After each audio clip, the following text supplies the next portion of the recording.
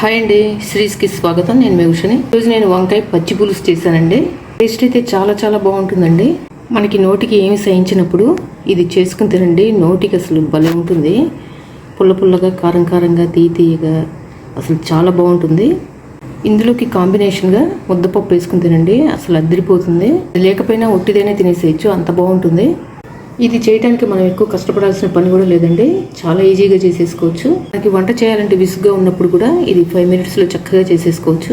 Taste మనం క్విక్గా కూడా చేసేసుకోవచ్చు. ఈ వంకాయ పచ్చి పులుసు ఎలా చేసిన ప్రాసెస్ ఏంటో మీరు ఈ వీడియోలో చూసేయండి. మనం వంకాయ పచ్చి పులుసు చేసుకోవడానికి నిమ్మకాయ సైజ్ అంత చింతపండు తీసుకుని ఒక గిన్నెలో వేసి శుభ్రంగా కడిగేసి నానబెట్టుకోండి. మీకు తొందరగా నానాలి అనుకుంటే వేడి నీళ్ళు పోసి నానబెట్టుకోండి. మనం వంకాయ పచ్చి పులుసు చేసుకోవడానికి ఇలా ఇటువంటి వంకాయలు ఒక 4 తీసుకోండి. పచ్చిమిర్చి 2, ఒక 3 ఎండుమిరపకాయలు, ధనియాలు, జీలకర్ర కొంచెమే తీసుకోండి, ఎక్కువ అవసరం లేదు. ఇవన్నీ వేయించుకోవాలి. ఇప్పుడు మనం ఇవి శుభ్రంగా కడిగేసేసి ఇలా కట్ చేయండి. లోపల పుచ్చులు ఉన్నాయేమో చూడండి, ఉంటే కనుక పడేసేసేయండి. ఇలా నీట్గా ఉన్నవి చూసి ఇందులో కొంచెం ఇలా ఉప్పు కొంచెం తీసుకుని లోపల ఇలా పెట్టేసేయండి. కండెక్కకుండా ఉంటుంది,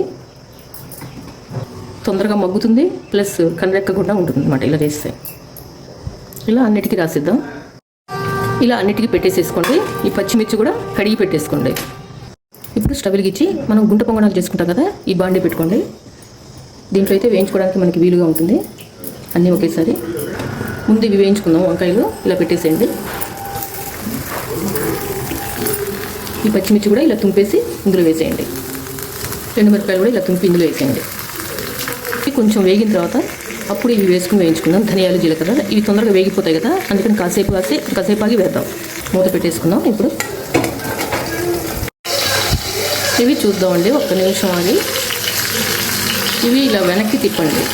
వీటిని ఒకసారి కదిలించండి.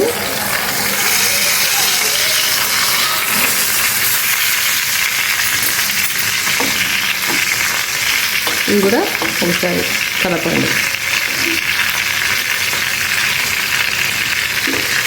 ఇవి ఎక్కువ వేగకూడదు. మనకి పచ్చిమిర్చి కానీ ఎండుమిరపకాయలు కానీ కొంచెం వేగితే చాలు. మళ్ళీ మూత పెట్టండి. ఇది చూద్దామండి. ఇవి కొంచెం మెత్తపడ్డాయి, ఇంకా కొంచెం వేగాలి. ఇవి వేగిపోయినాయండి, ఇవి తీసేద్దాం. ఇప్పుడు ఈ ధనియాలు, జీలకర్ర ఉన్నాయి కదా, ఇవి కూడా వేయించేసుకుందాం. మనం ఒక్కసారి కలిపేసేసి మనం మూత పెట్టేద్దాం. మళ్ళీ ఇవి చక్కగా మగ్గిపోతున్నాయి. ఇంకొక 2 నిమిషాలు చక్కగా మగ్గిపోతాయి.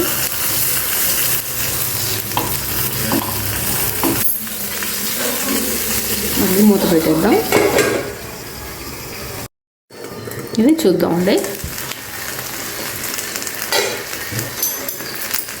ఇవి చక్కగా వేగిపోయినాయండి. జీలకర్ర అవి తీసేద్దాం. ఇవి ఒక మిక్సీ జార్లో వేసుకోండి. మీ దగ్గర చిన్న రోలు ఉంటే కనుక అందులో దంచేసుకోండి.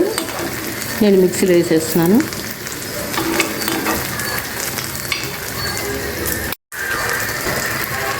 ఇవి కూడా చక్కగా మగ్గిపోయినాయి, చూసారా, మెత్తగా అయిపోయినాయి. ఇలా వేగాలి. ఇవి కూడా మనం స్టవ్ ఆఫ్ చేసేద్దాక. ఇవి చక్కగా చల్లారిపోయినండి, మనం గ్రైండ్ చేసేసుకుందాం. మొత్తం కలిపి ఇవి కూడా ఇందులో వేసేయండి.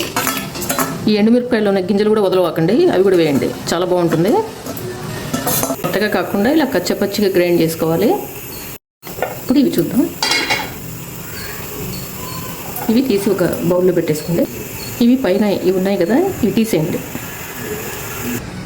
ఇవ్వండి, ఇవి పైన ఈ తొడిమలు తీసేసి వీటికున్న పైన తొడిమలు ఉన్నాయి కదా, ఇవి తీసేయండి.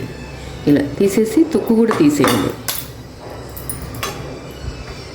దీనికి ఉన్న ఈ తొక్కులు తీసేయండి.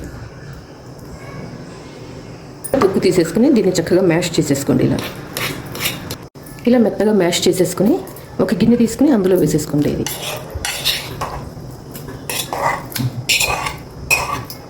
ఇందులోనే మనం సన్నగా కట్ చేసి పెట్టుకున్న ఈ ఉల్లిపాయలు కూడా వేసేయండి.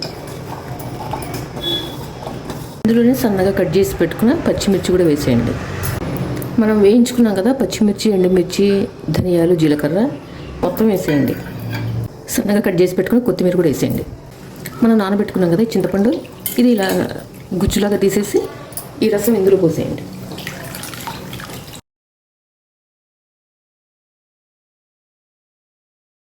రుచికి సరిపడా సాల్ట్ వేసేయండి. ఇలా 2 స్పూన్లు బెల్లం వేసేయండి. ఇందులో బెల్లం వేస్తే టేస్ట్ చాలా బాగుంటుంది. కొంతమంది వేసుకోరు బెల్లం, కానీ బెల్లం వేస్తేనే టేస్ట్ చాలా బాగుంటుందండి. తప్పకుండా వేసుకోండి. మీకు ఇష్టం లేకపోతే స్కిప్ చేసేయండి. ఇది వేసిన తర్వాత బాగా కలపండి.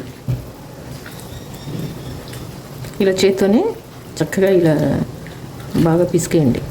అసలు టేస్ట్ చాలా బాగుంటుందండి. ఇది భలే ఉంటుంది. మా అమ్మ చేసేది. అసలు దీన్ని వంకాయ బజ్జీ అని కూడా అంటారు. వంకాయ పచ్చి పులుసు ఇలా రకరకాలుగా అంటారు, ఒక్కొక్కళ్ళు ఒక్కొక్క రకంగా. చాలా బాగుంటుంది. మా ఇంట్లో అందరం ఇష్టంగా తినేవాళ్ళం మేము చిన్నప్పుడు.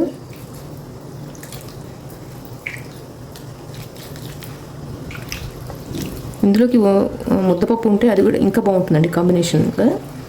ముద్దపప్పుతోటి అది లేకపోయినా కూడా బాగుంటుంది. ఒక్కసారి మీరు టేస్ట్ చూడండి, ఉప్పు కారాలు అన్నీ సరిపోయినాయో లేదో. మనం ఇందులో పచ్చిమిర్చి, ఎండుమిరపకాయలు గ్రైండ్ చేసి వేసుకున్నాం, వేయించుకుని మళ్ళీ పచ్చిమిర్చి ముక్కలు వేసుకున్నాం కాబట్టి మీకు ఒక్కోసారి కారం సరిపోవచ్చు. సరిపోలేదు అనుకుంటే కనుక కొంచెం ఈ కారప్పొడి వేసుకోండి కొంచెం. సూపర్ అండి, అదిరిపోయింది. అసలు చాలా బాగుంది. అసలు అన్నీ సరిపోయినాయి చక్కగా. ఉప్పు కారాలు, పులుపు మొత్తం, బెల్లం కూడా సరిపోయిందండి. బెల్లం వేసుకోండి మీరు, బాగుంటుంది టేస్ట్ అప్పుడే. ఇప్పుడు ఇందులో మనం తాలింపు పెట్టేసుకుందాం. స్టవ్ వెలిగించుకుని ఒక కడాయి పెట్టుకోండి. అందులో తాలింపుకి కొంచెం ఆయిల్ వేసుకోండి. కొంచెం వేడికిన తర్వాత కొంచెం పచ్చిశనగపప్పు, కొంచెం మినపప్పు, కొంచెం ఆవాలు, కొంచెం మెంతులు. ఇవి తప్పకుండా వేసుకోండి మర్చిపోకుండా, టేస్ట్ చాలా బాగుంటుంది. ఇవి కొంచెం వేగిన తర్వాత ఒక ఎండుమిరపకాయ వేసేయండి. ఇవి కొంచెం వేగిన తర్వాత కచ్చాపచ్చికి దంచుకున్న ఒక 5-6 చిన్నులపాయలు వేసేయండి.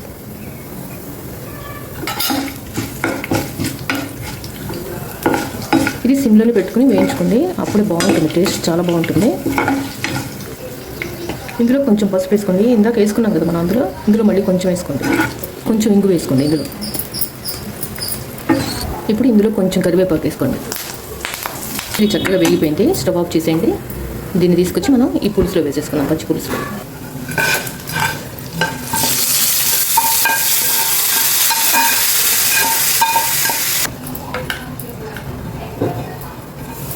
మన పచ్చి పులుసు రెడీ అయిపోయింది. ఇంతేనండి, వంకాయ పచ్చి పులుసు చేయడం అయిపోయింది. అసలు టేస్ట్ అయితే చాలా చాలా బాగుందండి, అదిరిపోయింది. చేసి పెట్టండి ఇంట్లో, అసలు మొత్తం లాగించేస్తారు, గిన్నె మొత్తం ఖాళీ చేస్తారు, అంత బాగుంటుంది. ఈ తాలింపు ఫ్లేవర్ తోటి ఇల్లంతా గుమగుమ వాసన వచ్చేస్తుందండి. టేస్ట్ అయితే అసలు చాలా బాగుంది. కూడా నేను చెప్పినట్టు ట్రై చేయండి. ట్రై చేసి ఎలా వచ్చిందో నాకు కమెంట్ సెక్షన్లో కమెంట్ చేయండి. ఈ వీడియో మీకు నచ్చినట్లయితే లైక్ చేయండి, షేర్ చేయండి మీ ఫ్రెండ్స్ అందరికీ, రిలేటివ్స్ అందరికీ. కొత్తగా నా ఛానల్ ఏమైనా చూసినట్లయితే తప్పకుండా సబ్స్క్రైబ్ చేసుకోండి. మరిన్ని వీడియోస్ కోసం నా ఛానల్ సబ్స్క్రైబ్ చేసుకోండి. Thanks for watching. బాయ్ అండి.